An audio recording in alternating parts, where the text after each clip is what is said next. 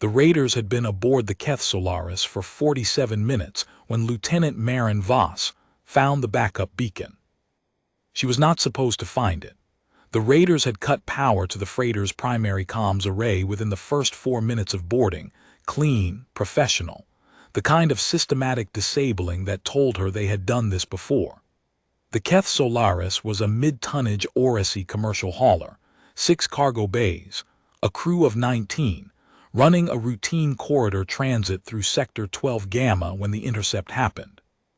3 boarding pods, 9 raiders, and Captain Veth Heron incapacitated with a stun charge before anyone on the bridge had time to process what was happening. Maren was 24 years old. She was the Keth Solaris's first officer, and she had never been in command of anything larger than a shuttle before the raider named Sato pressed a weapon against the base of Veth Heron's skull and looked at her across the bridge and said, very quietly, that she was in charge now. She had moved the crew to the cargo hold on level 3. That was the first decision, not the bridge, where the raiders were setting up their equipment, and not the engineering deck, where 2 of them were pulling apart the drives to prevent a jump. Level 3, Cargo Bay 6, which had a physical latch on its interior access hatch and a separate air circulation loop, and enough emergency rations packed along the far bulkhead to last 9 days. She had counted heads, 18 crew plus herself. Veth Heron was on the bridge, conscious but restrained. She could not get to him without walking past 3 armed raiders. She had been in the hold for 41 minutes, keeping 18 people calm when she found the beacon. It was behind the secondary emergency panel in Bay 6's aft corner, buried under a layer of cargo netting, and a crate of Davari-manufactured goods that had been sitting in the same spot for so long the cargo lock had fused with the deck plating. The panel was labeled in old Odyssey script, not the current Coalition standard notation, but the prior system, used on vessels built before the commercial integration treaties. The Keth Solaris was 31 years old. This panel had never been updated. The beacon was a Mark 7 civilian emergency transmitter. It used the old civilian emergency band, the 14 Kappa frequency, deprecated by the Coalition Reach Protocol 12 years ago when the Coalition had consolidated all emergency communications onto a single managed network. Nobody monitored 14 Kappa anymore. The Coalition's automated emergency relays had dropped it from their scan tables a decade ago. Maren stared at it for a moment. She knew the raiders had jammed the Coalition frequencies. She had watched them deploy the jamming rig from the bridge before Sato moved her aft. The jamming rig was directional and targeted the current standard bands. A 12-year-old deprecated frequency would not be in its profiles. She activated the beacon without ceremony. It began transmitting a looping emergency header on 14 Kappa, containing the Keth Solaris's hull registry number, last known position, and the standard Coalition distress code. She could not know who, if anyone, would hear it. She told herself that was not the point. The point was that something was transmitting. The Earth Patrol Station Arden-Treach monitored 8 frequencies as a matter of standing operational policy. 7 of those were active Coalition emergency bands. The 8th was 14 Kappa. The 8th frequency was a leftover from a 20-year-old mutual monitoring agreement between Earth and the Odyssey Commercial Shipping Consortium, signed before the Coalition integration had standardized everything. The agreement had never been formally dissolved. It had simply been superseded by newer protocols and then forgotten by everyone except the automation systems at Arden-Treach, which still dutifully logged anything that came through on 14 Kappa and flagged it for review. Ensign Petra Osai was 22 years old and she was doing a routine scan log review when the flag appeared. Hull Registry KSO 1147, Keth Solaris, last logged position, Sector 12 Gamma Transit Corridor, Coalition Distress Code 7 Delta, which meant hostile boarding in progress. Timestamp, 43 minutes ago. She sat with that for exactly 4 seconds. Then she pulled up the current scan of Sector 12 Gamma and found the Keth Solaris sitting dead in space. No active drive signature, no comms output, no Coalition patrol response tag to the vessel. Nothing. The vessel was not on any active rescue roster. It was simply sitting there, unacknowledged, with a distress flag nobody had answered. She keyed her supervisor. Lieutenant Wren. I have a 7 Delta on a commercial hauler 12 Gamma, 43 minutes old. Nothing in the Coalition response log. Wren appeared in the doorframe 30 seconds later. He was 31, lane-faced, and he read the situation in the time it took him to cross the room. The signal's on 14 Kappa. The signal's on 14 Kappa, she confirmed. He looked at the scan overlay of 12 Gamma. The Keth Solaris sat in the middle of it like a held breath. Coalition hasn't heard it. Coalition jamming would explain why. Hostiles with a targeted jammer wouldn't think to cover a deprecated band. Wren was quiet for 2 seconds. Then he pulled up the active roster for Earth's 7th Patrol Escort Division, which was transiting the outer edge of Sector 12 Gamma on a supply run to the way station at Keth Beacon.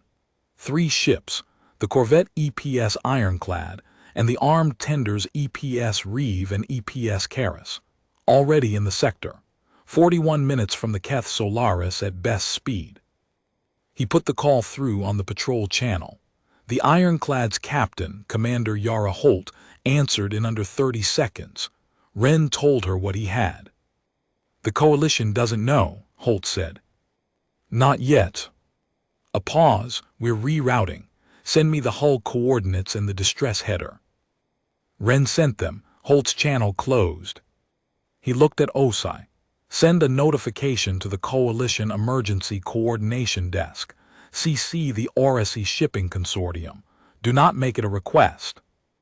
Osai was already typing. She filed it as an advisory, not a courtesy, the kind of transmission that arrived in a queue and stayed at the top of it until someone acknowledged the contents.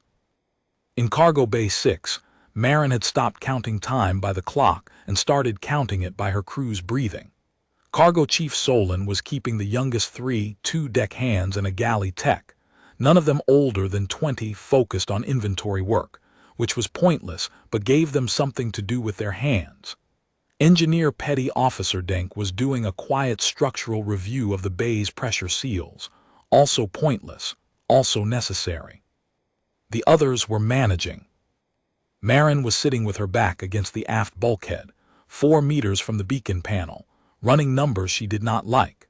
The raiders had been aboard for 92 minutes.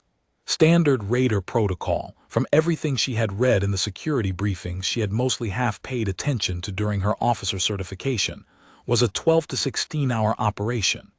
Strip valuable cargo, take high-value crew for ransom negotiations, depart before a patrol response could organize. They would want Veth Heron.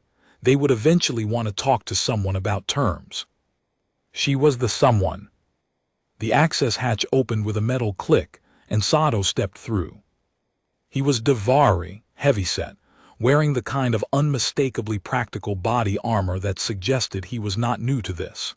He looked at the 19 people arranged throughout the cargo bay, calm, occupied, not visibly panicking, and something in his expression shifted very slightly. She had seen that look before, on port administrators who had expected disorder and found paperwork instead. You, he said to Maren. She stood me. Your captain wants to know if his crew is alive. His crew is alive.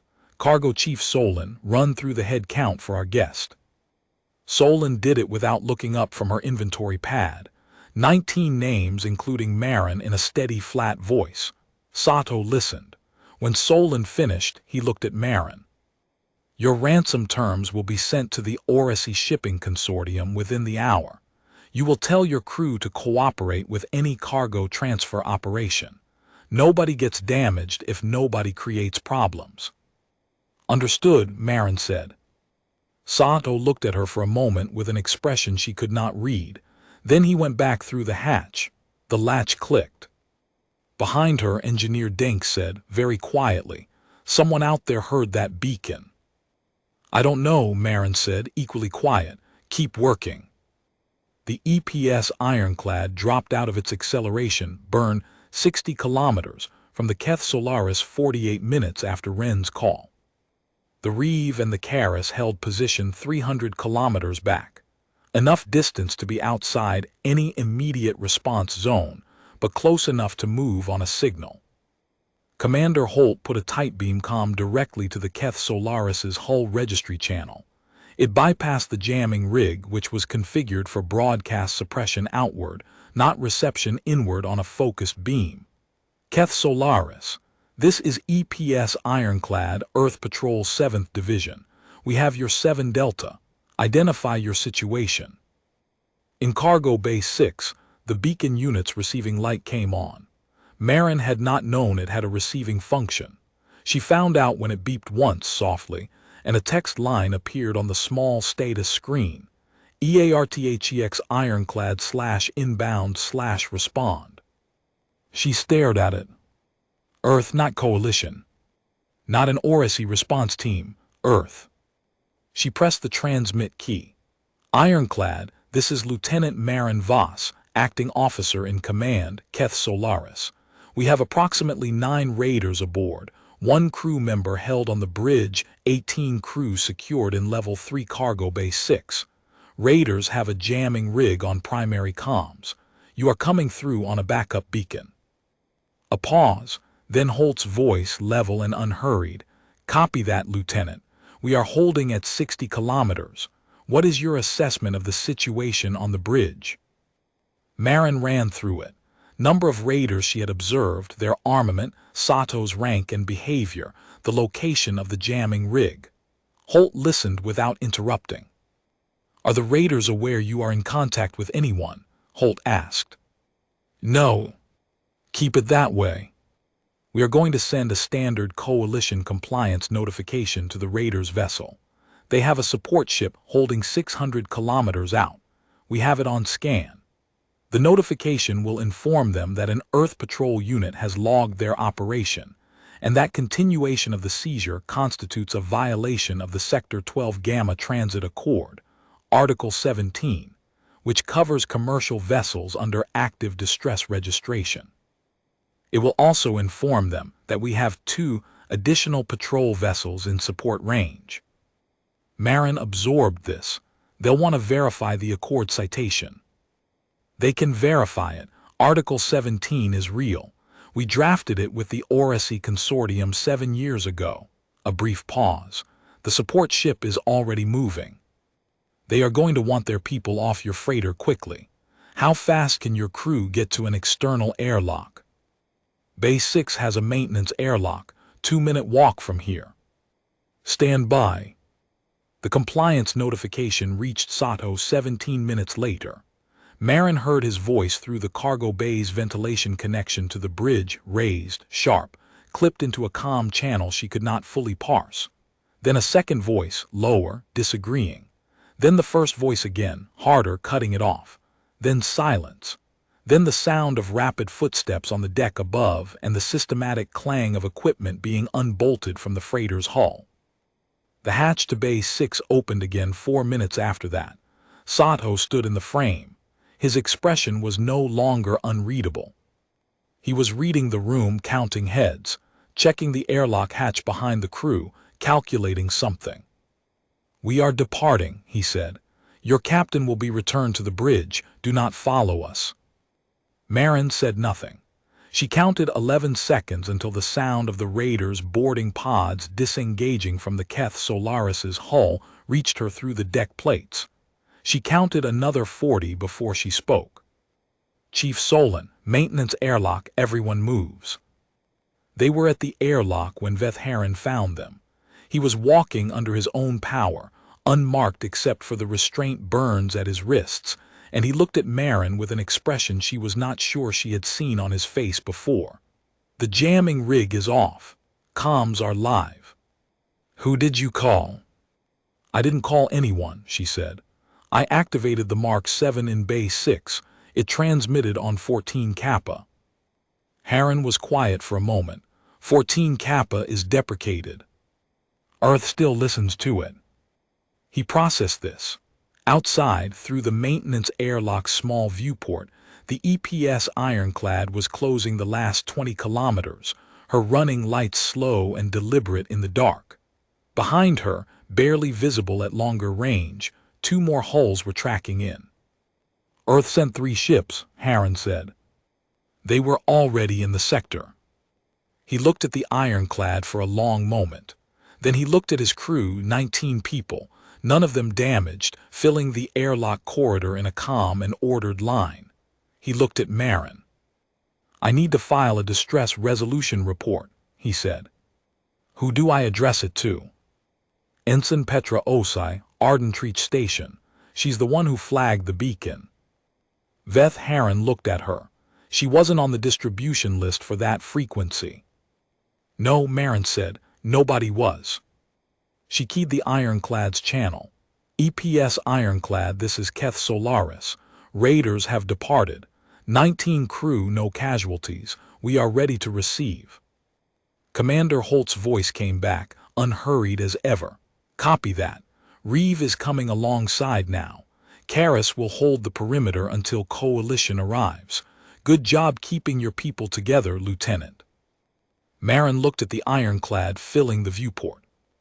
At some point in the next hour, she would have to write the incident report, and she would have to explain how a 12-year-old deprecated emergency frequency on a 31-year-old freighter had reached an Earth listening post that should have stopped monitoring that band over a decade ago, and how that Earth station had put 3 armed ships in motion before the Coalition Emergency Coordination Desk had processed its first notification.